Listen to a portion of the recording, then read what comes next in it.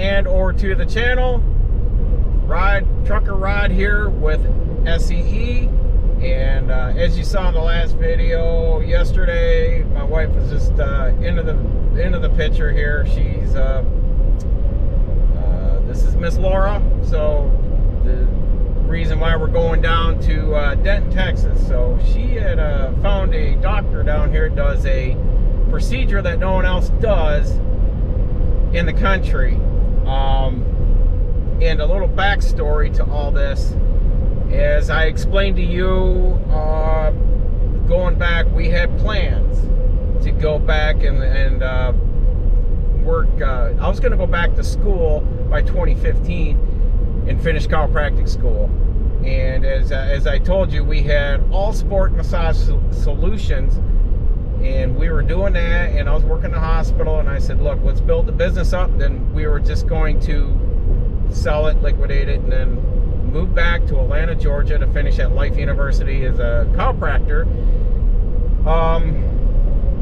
Second year into the business, and she started having hip pain, or I want to say hip pains, growing pains that ended up being, she has hip dysplasia. So let's just get to the point. Hip dysplasia, her right hip was bone on bone at 40 years old. The left one had about a third of the cartilage left. So it took several orthopedic doctors, because they were, I want to say orthopedic, but a few doctors were just in denial of, at 40 years old, that her hips were worn out like a 80 plus year old. It took a few months before she got referred to an orthopedist that looked at her MRIs and everything, did the assessment, and said, "You're young. I think you should get a second opinion right away." So this is already a good doctor, orthopedic doctor, but they sent her down to U of M hospital to Dr. Goulet down there, who was their top surgeon for pelvic rebuild, reconstruction, and hip replacement. Because like if you got in a car accident, shattered your pelvis, he was the guy that did all that. So we got referred down there. He spent a day doing all kinds of imaging and that test, and you know, she needed both hips done. And that was at the springtime of 2013. This started in November of 2012. By the time she saw him, she was already in a wheelchair because it was too painful to walk, and she could not get pretty much further than, say, living room to the bathroom without either a walker or crutches in the house. But to be out and about was just too much. So so we had hip replacements the latter part of that year, 7 weeks apart. I want to say overall she was about 15 months from down to up and walking. Then a year after that, the right shoulder went out, but she was using crutches and other means to lift and hoist herself up. So she had a supraspinatus muscle tendon tear, bone spurs on the AC joint and labrum, the cartilage in the socket for the arm humerus. They stitched that up. That was torn because of the bone spurs, so they had to go in and pretty much reconstruct her right shoulder. That took about a half a year before that was, yeah, half a year. Where'd we go from there? Then from there, that was recovered. Then the following year, migraines. She was starting to suffer from all these surgeries, putting her under anesthetic. The surgeries started ramping up. She was already suffering migraines since the age of 12. It just took it and skyrocketed the migraines up horribly bad. So she was seeing Michigan Head Neuro Clinic in Ann Arbor. She has seen neurologists in Seattle for this in years past. Nothing has helped medication-wise. So I'm going to tell you folks right now, if the med works for you, it works for you. They have thrown trial meds that the FDA didn't even approve. And they even put her in their head pain clinic in Chelsea, Michigan, and monitored her for 30 days, trial medding all these different meds. Nothing worked. The best relief she got was when they were doing spinal taps for opening and closing pressures, and she would get relief from the spinal fluid getting drained. So the conversation of a shunt came up a few times, maybe something like that. I know we didn't want to go down that path, but none of the meds worked. And like I said, they were throwing everything from bologna and spaghetti at the wall to see what would stick, and nothing was. And the neurologist just, I think he started looking at her like many of her primary care doctors looked at her and said, "You sure you don't want to get better?" Like, they were treating her like she was just mentally crazy, or as one doctor said, "You sure she's not a nut job that just wants pain meds?" And I said, "No, she doesn't want to be on meds. She's held professional jobs." I wasn't on any pain meds. She was never on any pain meds. But so anyhow, that didn't work. But I finally, with my medical background, I cornered the doctor and I just said, "Look, you're shortening her life by funneling these meds through her body. I don't know what kind of lifespan she's going to get from all this." Because one of them was pretty caustic in a way that it really burned on the inside. That one, to keep your pressures down. That was the intracranial hypertension. Yeah, the intracranial hypertension med. And they were dosing that med off from at the Kellogg Center, the eye center in Ann Arbor, would look through her eye at the retinal nerve, and if it was, the swelling was down, they would up her dose, but if the swelling was up, they would down her dose. So she was going through all that. In the meantime, I like I said, I cornered the doctor and I said, "Can we look at things more structurally than just physiologically? Is something impeding the neural pathways, blood vessels, anything?" So they referred you to a neurosurgeon. He had you have an MRI. As soon as he saw it, he saw an abnormal mass. So then she got referred to a ENT oncologist. Would you say? Or just, let's just say yeah, an ENT oncologist. So she had a benign tumor on her thyroid. It wasn't benign. It was cancerous. It was cancer, but it wasn't spreading. It wasn't metastasized, but it was cancer. She went in, she was trying to do a biopsy, I'm going to say the summer of 2016, and 2 biopsies taking needles up through her, up through here. She couldn't get it. She passed out the second time, but they were just unsuccessful. They couldn't get enough cells and that out of there. So she did exploratory. She went in October 1st. She took half the thyroid out, had it out biopsy, said, "Yeah, it's loaded cancer." 2 weeks after that surgery, she had the other half taken out and then put on levothyroxine, which is a thyroid med. So, but get this, in the meantime, the neurosurgeon backing up to him, he did see not only the mass that sent her to the oncologist, so that trumped him, but he had to go in there because she had bone spurs that he has never seen so protruded into her spinal canal on her neck. Therefore, 4 weeks after her second cancer surgery, he went in and did cervical fusion on 2 vertebrae. But he said he never had to grind on a vertebrae so much as he had to on her to clean up the bone spurs. So, move forward, that. We're kind of going on pretty good for a couple years. And then she's got foot pain. It was before the pandemic. And you had, I forget what led up to it, foot swelling, foot pain. She was seeing a foot doctor, and her big toe, instead of like the rest of her phalanges down there coming straight out, her big toe went out on a big angle out towards the outside of her shoe. And bunion, or what the heck were you getting from that? Just because I sprained my foot and ankle so many times, it finally loosened up so much. Okay. That it needed to be tightened up and rebuilt.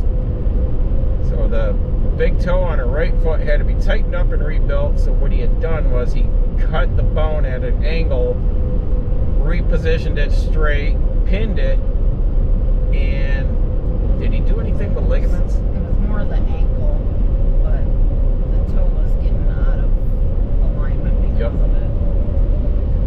Toe was out of alignment, but he also did, I think, ligament work too. Yeah. It anchored some ligaments that were torn from spraining her ankle. So, all this going on from her hips from the very beginning of this conversation, and now her mom and dad at the time, we lived in a 2-story townhome, so I had to move her in with her mom and dad several times for all these surgeries because our house was not feasible. And or when we did get our house across state, when I started driving truck, when I left healthcare, she couldn't be on her own, so it was always the surgeries, take her to mom and dad's house, and then she would do her recovery there, and then if I was out on the road, they would run her to her post-op appointments and all. So I want to say props and kudos to my late father-in-law and my mother-in-law is still alive, that bless their hearts, they took care of her, you know, so we could continue on without financially being burdened. But that many years leading up to 2018, I want to say we were always one flat tire away from losing it all financially. And it was 2018 when I left the company I'm with now, and I went and hauled building materials and reefer. But I was making bank because that was the big spurt. Trucking going on, but I really made some bank. But I was a float driver for them, so I was being positioned at different accounts of theirs, different companies, doing different roles from flatbed, say the name because I can never spit it out, of the curtain trailer. Conestoga trailers. I can never pronounce that right out of the gate. She's got to prompt me to it. But I did that, reefer, dry van, so all kinds of, you know, work, and we were making money, but we paid off a ton of debt and still are, but that was the boost that got us over the hump. Lastly, like I said, she suffered from migraines even after that head and pain clinic, and even after cervical fusions. She's still no relief on the migraines and the pain. It's only gotten worse. Now it's debilitating, and it took 5 years. So yes, she's got Social Security disability, but that took 5 years through all these surgeries to get it. So we got it at the end of the 20-teens, and where were we at with she had to have a second cervical fusion, so she had another cervical vertebrae disc go in her neck. So, and think, there's a scar here.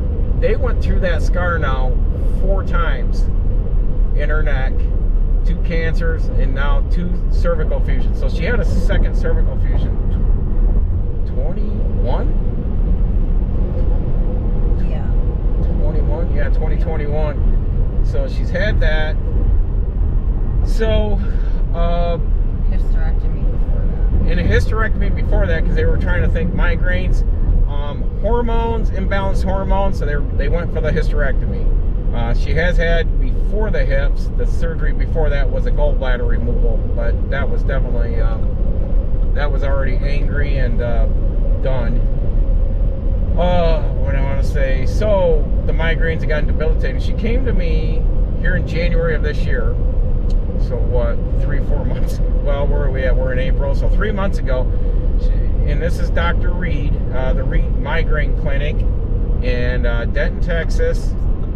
She sent me videos and said, what do you think of this? None of these doctors I saw in the past ever referred me to this guy, and he's been doing it with an 80% success rate. And it's not a cure-all of the migraine, but to take her migraines that every day. She lives with a migraine, like 7 to 8 out of 10 pain.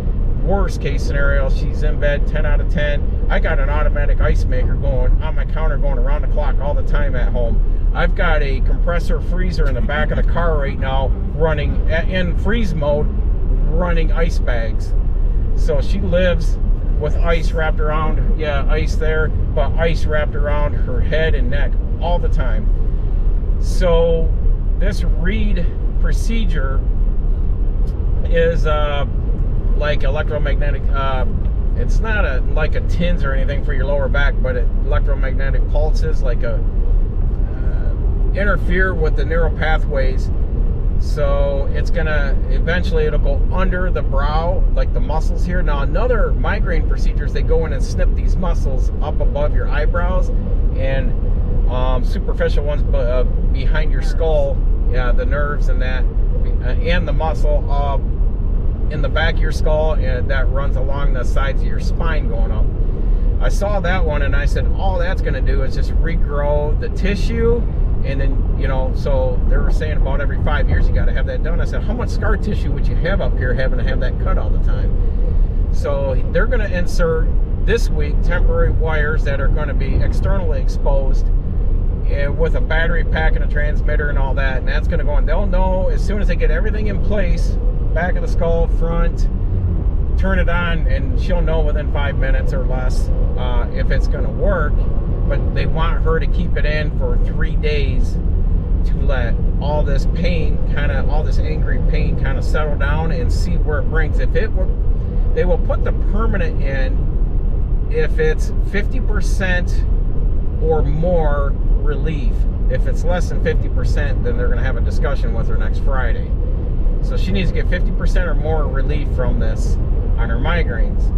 They are also going to refer her to some doctors back in Michigan that also do this kind of procedure, but for the spinal, and we're going to see for the cervical spine and the lower lumbars if she can get that installed for that. So she's 51, I'm 57. You know, like I said in this earlier, the last video before this, that I see a lot of people that really young, middle-aged, and they go after life, and I'm telling you, if you don't hedge yourself to prepare, and you're living life off 2 paychecks, you're living life like full bore ahead, and look at each other if you're married, or look at yourself, single parent with kids. If you go down and out with your health, have a terminal illness or something, who takes care of your kids? How do you maintain if you're living off both incomes instead of mortgaging a house and living life financially off one income and using the other to build an emergency reserve and investments, and you're just living paycheck to paycheck off 2 incomes? So we did that, but luckily we did it during the GFC when the recession was going on, and we're not in the inflationary period as we are in now. So therefore, we see everything going on now. We know what's going on, and we sit back, and other people look at us and say, you know, well, you know, this or this. And I'm like, you go on, you have your fun, you do what you want to do. I myself have retracted from such things and spending, and I look at more of like-minded, positive, forward-thinking people that I surround myself with, in the sense that who do we have for each other's back? And that's the other thing, the other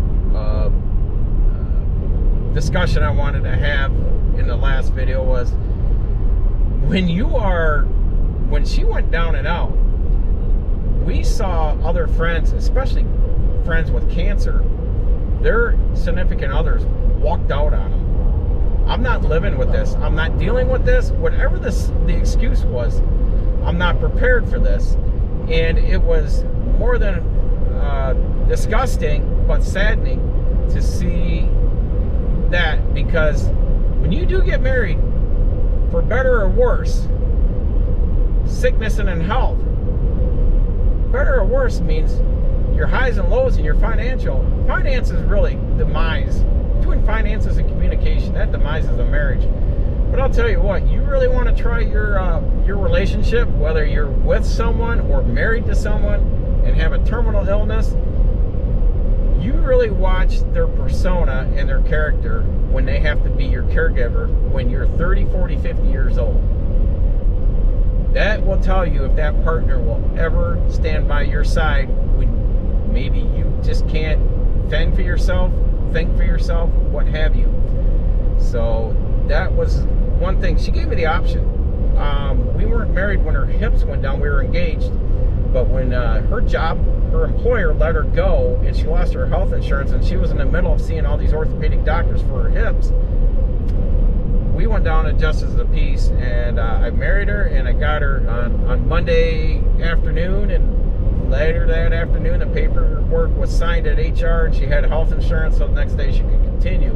So we just bumped everything up, and she told me when I said, let's get married, I can get you on my insurance, and I said, we can continue this care. She told me, stop, walk away for 3 days, come back and talk to me. This is your out. She gave me an out to say, you don't need to deal with this. And it's exactly what she said. You don't need to deal with this. And she was in a wheelchair and said, no, I don't want you to ever feel guilty, mad, pissed, or anything that you're dealing with this. And I think by the second day I said, you done? You done? Because let's go get this done. So I wasn't leaving her side because inside, genuinely, her heart's in the right place to be a loving wife, a trusting wife, a faithful wife. So I am been very blessed with her. But like I said, when we go through these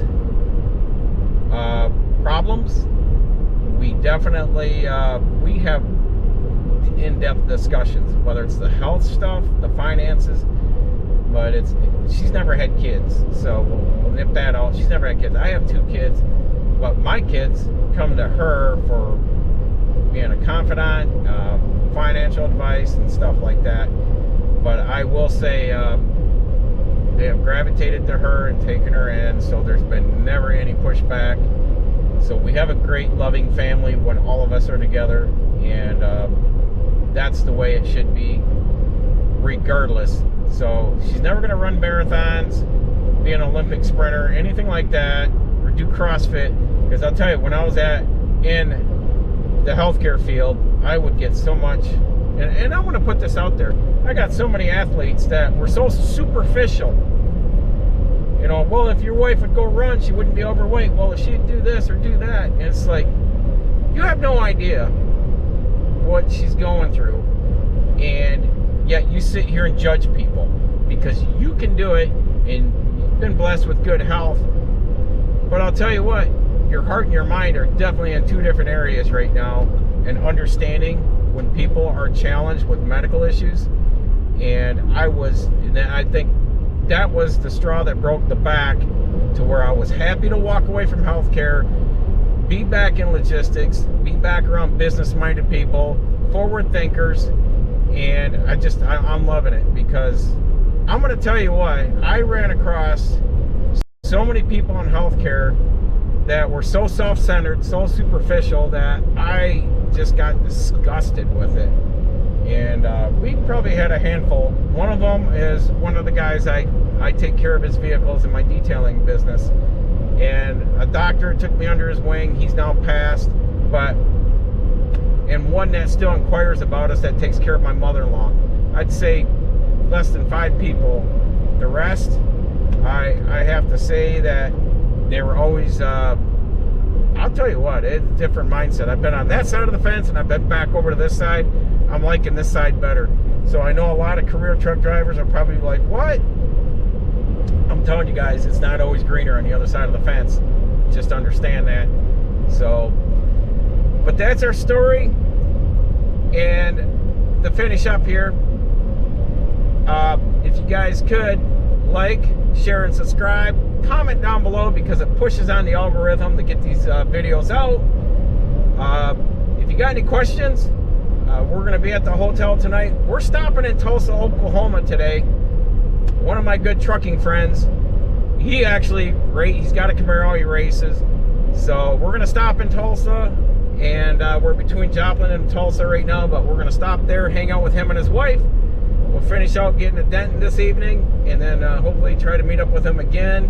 But we're going to be back in 3 more weeks, and I said we'll hook up again. But he's the guy that's in the entertainment industry, hauling trailers for musicians and other such professions. So anyhow, we're looking forward to seeing those folks.